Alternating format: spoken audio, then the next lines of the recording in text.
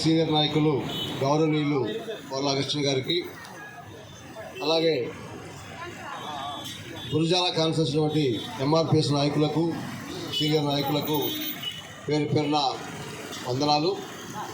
భారతదేశం యొక్క దేశానికి దశాదిశ చూపిన గొప్ప మేధావి, ప్రపంచ దేశాల్లో కూడా పోరాడుతున్న గొప్ప మేధావి డాక్టర్ బిఆర్ అంబేద్కర్ యొక్క 135వ జయంతి సందర్భంగా ఈరోజు ఎంఆర్పిఎస్ ఆధ్వర్యంలో చేసినటువంటి కార్యక్రమం ఇది చాలా గొప్ప విషయం. ఎందుకంటే ఈ దేశం యొక్క జనాభా ప్రకారమే, దామాష ప్రకారమే అన్ని నిధులు నియామకాలు మొత్తం కూడా కావాలని కోరుకున్న వ్యక్తి బాబాసాహెబ్ అంబేద్కర్.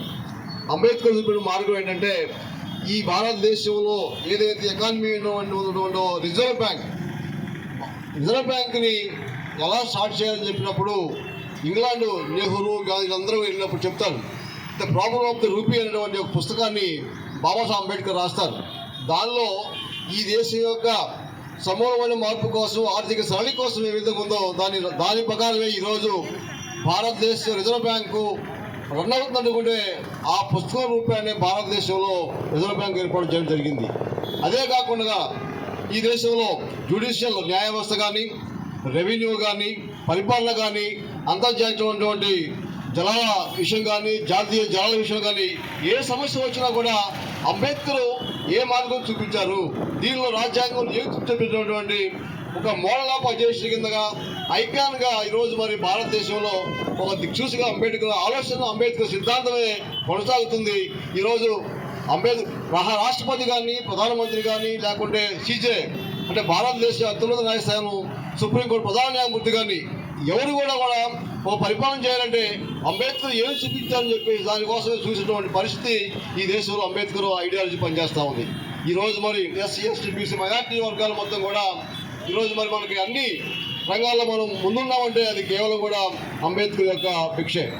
ఆ రోజు చెప్పాను, మహమ్మద్ జిన్నా ఈ దేశంలో విడిపోయేటప్పుడు అంబేద్కర్ చెప్తాడు, జిన్నాబాయ్ మీరు కనుక పాకిస్తాన్లో విడిపోతే ఈ దేశంలో చాలా మైనార్టీ ఉంటాము, ఎస్సీలు మైనార్టీ మొత్తం కూడా విడిపోవద్దని చెప్పేసి మహమ్మద్ జిన్నాని అంబేద్కర్ కోరుతాడు. అయినా మహమ్మద్ జిన్నా వెళ్ళలేదు. విడిపోవడంగా ఈరోజు మొత్తం దళితులు, ఆదివాసులు మొత్తం కూడా కేవలం కూడా మైనార్టీ ఉండే కారణం ఆ రోజు మహమ్మద్ జిన్నా చేసినటువంటి ఒక ఆలోచన ప్రకారం కూడా ఈరోజు మనం ఇప్పటికి కూడా మైనార్టీగా ఉన్న పరిస్థితి ఏర్పడింది.